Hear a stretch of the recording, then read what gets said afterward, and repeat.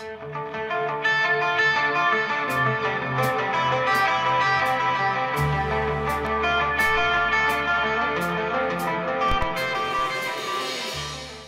luckily I logged many a tapes at the YMCA skate camp many years ago. Nice.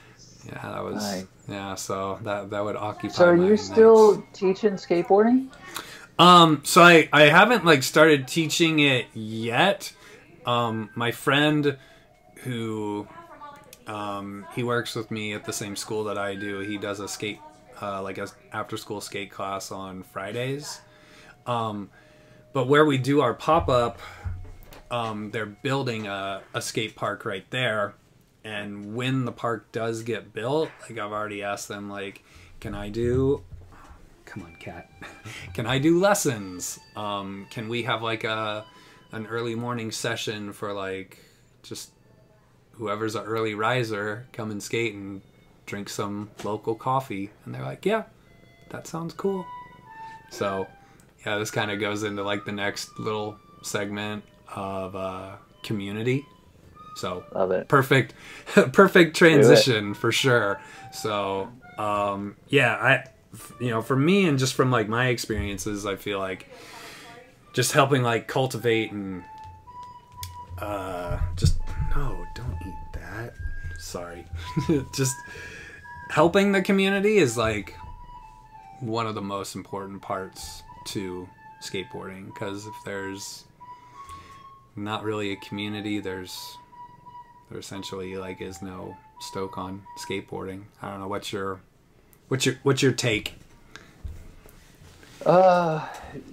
Skateboard communities, it's amazing. I think that everyone just gives to each other organically in the skate community, whether it be someone leaving a pile of products at the park for people in need to take or that will benefit from them, or someone giving an old board. For me, one of my favorite things to do is give my decks away. Like, I just love giving decks to a kid who's riding something that it's bad, it's bad. It's had a good lifespan. Yeah, it's had a good life, very well used. And being one of those kids who grew up in poverty and knowing the times that some pros that were around really took care of me, and different people gave me boards before I started getting flow, it means so much, so I always love to pass that on. And but beyond products, I feel like the skateboard community offers this sense of belonging and acceptance and support for everyone in it, no matter what your race, gender, religion, socioeconomic classes, whatever, any things that may normally divide us are non-existent in the skateboard community. At least, I don't even have to say at least that's been my experience, because that's just what it is. That's facts, based on what you see, no matter where you are and where you go, and people are skateboarding. Yeah, no, definitely. I remember like cool story and like experience I had. I was like traveling around Europe on a bus back in 2003. So like I just graduated college. I'm like on this little bus tour. I'm going to all these places, and we end up in Nice, France. And I go, and this is like the pre-internet stuff, and right. I end up at this spot that I'm just like, oh dang, this is like really sick. It's like a oversized 2, and like the bottom stair like also like doubles as a ledge, and it's just this, it's circular, so it's like your possibilities are like endless. And I befriended these French dudes who were really sick, by the way. The stigma that French people are jerks is a complete lie. They just really love their country, bottom line. But they were super nice. They were super friendly. And then they were telling me, they're like, yeah, just like a week ago, like Spanky and Gino Iannucci were here, like skating this. I'm like, what? And then lo and behold, like a while later, like what they told me was in a on video. Wow. Which was pretty cool. I'm like, dang, that's really sick. But going back to like the community, they were super nice. I'm like, yo, like what do you guys do? Like what's your day like? Like, let's go. So we skated, and then we're like, oh, we're gonna go to the market, we're gonna get some stuff, and then we're just gonna go to the beach. I'm like, let's go. So like I befriended these French kids. They were super nice. Hung out with them like all day. Like went to the beach and enjoyed like a nice sunset on the shores of Nice. And that was because of skateboarding and being like a cool person. Yeah, yeah. Like and them that's another thing is being, you know, there's a standard of that to get that acceptance, and the only standard is just be a cool person. Be respectful. You know, you show up on a scene and you're cool and you're respectful, you're automatically, everyone's there supporting and encouraging you. You know, they're there. But there's the other side of it. If you're not cool, you may not get the same love, you know, as easily, I would say. No, definitely. If it was flipped and, you know, I was sort of this like, you know, arrogant person in a foreign country and like didn't bother like didn't bother to like speak a little bit of their language. Like, and I told them, I'm like, I can speak a little French. I'm like, I'm not very good. My language is like super limited, but I'll try and communicate the best that I can. So yeah, if it was like the exact opposite and I just like, you know, rolled in, I was kind of like a jerk, like didn't talk, like just alienated myself, like none of that would have happened. So just being just nice, asking questions, talking, being personable, like led to like conversations and like, hey, like come on and, you know, join us. You're with us for the day. And I'm like, oh, this is great. Like I wouldn't have like experienced this otherwise. So I got like a cool taste of like what their day was, and I'm like, I'm super like thankful and appreciative of that, and I can like still remember that to this day as if it were like last week. It's awesome, man. So it's pretty cool. Like the skate community, they're a good bunch of peoples, you know, for the most part. And I think that goes for anywhere. I think if, you know, and like during the bus tour and like going back to you giving out boards, like the end of the bus trip, it was in London, and I remember I'm like, oh, I gotta get to the PlayStation skate park. Which I can't remember what they call it now, but like within the last year, like Primitive did a demo and like everybody like shut the place down. It was sick. It's like, it kind of looks like it's under a bridge. I know you would know what I'm talking about. It's not South Bank. It's not South Bank. Is there graffiti and stuff on it? I want to say so. Like I remember like a long time ago. Like color part to it. I remember a long time ago. Like there was when Lakai did like the harsh Euro barge. Like I remember Anthony Papalardo like back 50'd like the huge hubba, and Rick Howard like backed him up with the front 50 down at 2. You would remember it if you see it. Yeah. You would know. Anyways, like I was just like asking kids, I'm like, how much does stuff cost here? And they're like, oh, it's a lot. Like, I can't remember what they said, but I'm just like, dang, really? So I was just like, do you have a tool? And he was like, yeah. I was just like, and I took my board apart. I'm like, here, like, your board's beat. I'm like, you need this more than I do. Like, I have an extra. Like, I have an extra. Just go ahead and you can have this. Like, I hope it like brings you joy and you rip it up. So, yes. Yeah, I don't know. They're like just like the and cost. I'm sure they're so happy. Dude, yeah, and they were super cool. I don't remember their names, but I just remember like connecting with them and like once again like talking with them, and just like asking them questions of like how much are stuff here, because I remember like when I was in London, I spent more money in like 2 days than I spent in like 4 to 5 in like general Europe. Yeah. I'm like, God, this place is expensive. It is. It's So, pricey there. I'm just like, holy Moses, like, do you need a board? Go ahead. Yeah.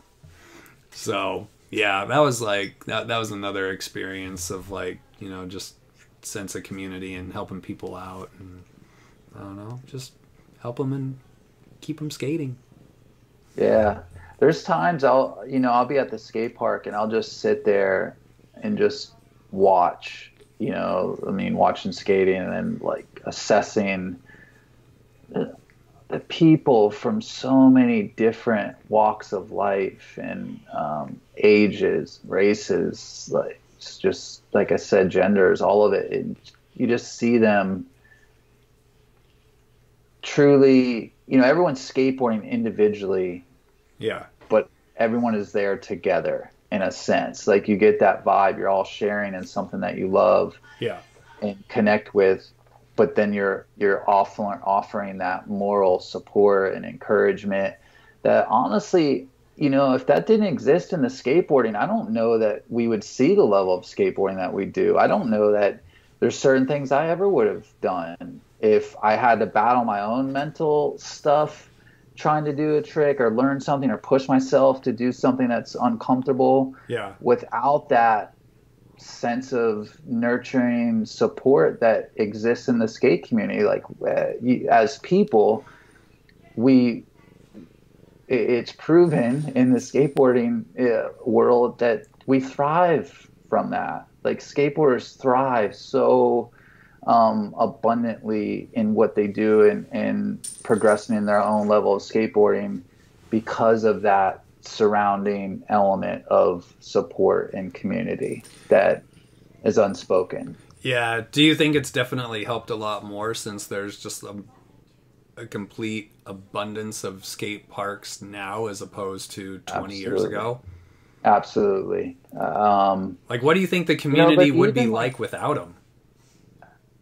Still, but when I look back, there were no there were no parks when I started skateboarding. Like it was just wherever you could skate. So once in a while, backyard ramp would come up or whatever, and then there was a period of time where skateboarding just got outlawed in the city of St. Pete. Okay. I was at 14 years old going to a city council meeting, begging them not to outlaw it because we didn't have anywhere to skate. Like there was nowhere to go. But even then, before that time, I'd still remember people super welcoming. I mean, we would meet people at street spots. Yeah.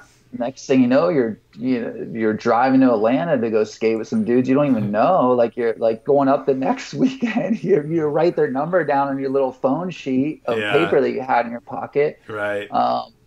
And backyard ramps, I think you had to wait the right vibe before you stepped on the ramp. If you just showed up to a backyard ramp, it was usually like sit down for a little while, cheer some people on until you feel okay to just hop into it, if it's not your crew backyard. But I never, put it this way, regardless of the parks or not, never felt unwelcomed by other skateboarders. Yeah, definitely. When I had my skateboard. Did you frequently like hang out in shops and stuff like that? When I was younger, yeah, absolutely. Which stores were those? The shop I spent the most time in was this place called Sundance. That's no longer there. There was like they had a setup and behind their shop that they would do little contests or like team tryouts, and then they moved and had a little mini ramp inside of their shop and then a quarter outside. So cool. We would always be up there skating. And the owners would take us to contests and stuff too. So that was pretty rad. Oh, that's awesome. Do you think skate shops are still an important community hub? Absolutely. I see the two local shops around here, Anchor Skate Supplies one and West Side are like the two immediate local shops close to where I am. And the hub for their crew of Yeah. skateboarders and their team riders and stuff like that, it's a strong anchor for them, and I was just at a couple weeks ago a video premiere that the West Side did. That's do you remember John Montesi? Yeah, definitely. Skatepark Community. Yeah. That's his shop. As you were saying, I was like, West Side. I was like, Yeah. that sounds like John Montesi. So they had a video premiere recently, and I was there to watch there's some guys I see at the park all the time just shred, and I was excited to see their parts, Was it a shop video? Yeah. Oh, yeah, cool. It was a welcome to the team for one of the guys. Oh, and then sick. sort of a collab kind of compilation edit for some of their other riders. Oh, tight. And it was amazing video. But anyways, at the shop, I was just there, and I had been to one not too long ago, but just like remembering that vibe for all of them, because they're younger than I am, obviously. So it was like just seeing it and like seeing what that meant to them and their whole the sense of camaraderie, at that shop and also at Anchor.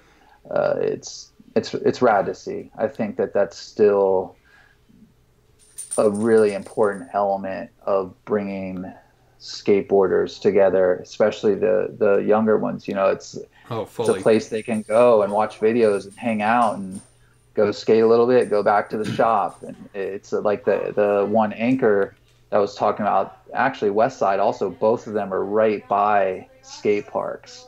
Oh, okay. West Side has two locations, but one of them is right by a skate park, and Anchor Skate Supplies also like by the new regional skate park we got here in St. Petersburg. How long has Anchor been around? The new owner, Jay Turner, I think it's been like 2 years, and it was like some other guys that were involved. They had it for a little while, and I'm not sure exactly if it was just the timing of things or whatever. But Jay ended up buying that, from what I understand. But he's had it for a couple years, and the other guys, Nick and Rob, had it for a little while. But it seems like 3 years, maybe, or longer. Cool. Not sure. And then how long's West Side been around? Been around for a while. Not sure. Yeah, they've been around. They've weathered a few storms. Oh, I feel like I don't know when John opened that shop. It was, dude. I don't think it was too long. It may. I'm not sure. I don't know either. But yeah, I know it's been a good hot minute. Yeah, for sure. Are you close to Skatepark of Tampa? Like 30 minutes away or something like that. Oh, okay. Did you go to the contest? Did you go to the contest? I did. Cool. Yeah. What's okay, so what's the community like in that like space and around it when those events are like firing? Like, oh, you mean the people who don't skate, kind of like or just the in general? Just in general. Like what's it like? Because now they have like the webcast capabilities, and you could see the contest, but you obviously like can't feel like the synergy. Like, oh, it's just like everyone. It's like, do you surf? Yeah, I surf. Okay, so you kind of know when you're, I don't know if it'd be a good comparison, but like when you're out on the beach, the weather's perfect, it's offshore, like just perfect peeling waves, and everyone's just kind of smiling, that vibe. It's kind of like that, everyone's just happy. They're so stoked, and everyone's walking around and seeing friends that they haven't seen in a long time. It's almost like a big family reunion, I guess, for a lot of people. Yeah. But it's good. It's good vibes. Super positive. Outside of what you see on the webcast, yeah, is, and I know they show it in the recap videos, but everything outside, there's just people everywhere hanging out, and they have big screen setups everywhere for people to watch if they're outside. Yeah, and then the skate parks get more crowded than normal, which is rad because people are coming in now. There's so many different parks around us that they spread out quite a bit, but it's just it's a cool vibe. Everyone's just happy to be in town and being there for the Tampa Pro, skating, seeing people. So even if people don't go to the contest, you still feel the vibe in the skate community in general.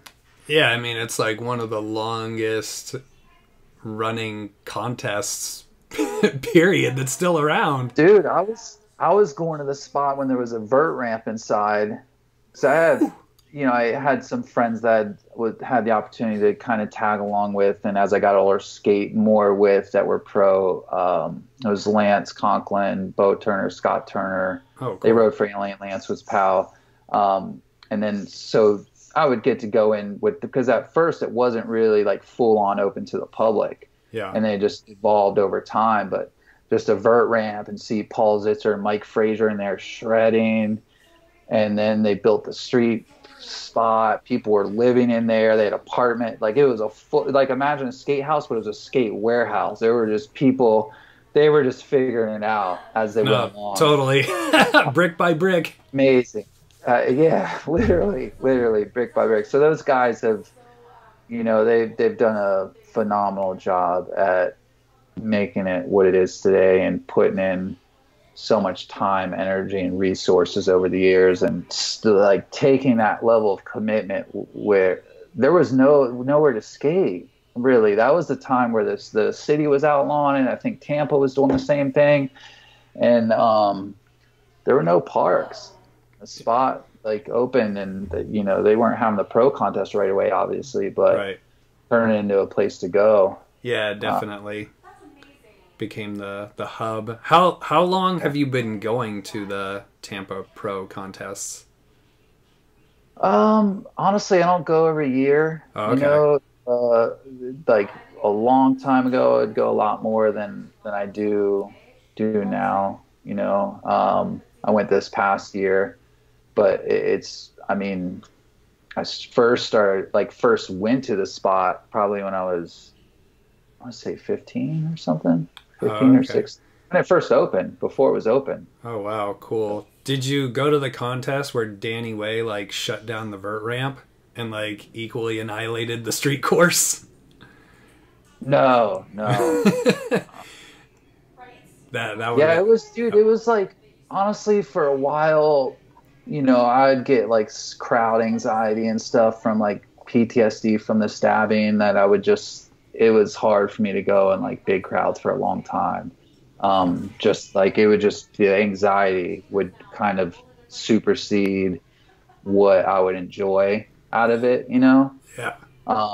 But it's just, so those were the times I think when it was I wasn't going at all. And then it was just over the years gone in spurts. Now I'm totally cool. I mean, I can be in crowds and not freak out.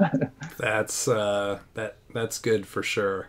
Oh my God. Yeah. That took some work, dude. But that's a lot of I definitely contribute that, being able to get through that to skateboarding for sure. That was, that's a whole nother conversation and what skateboarding did in terms of outlet and stuff like that. I'm Ricky Roberts III, and you're watching 7 Day Weekend. I love it. We're out until next time. Thanks for listening, everybody. Or watching, however you consume.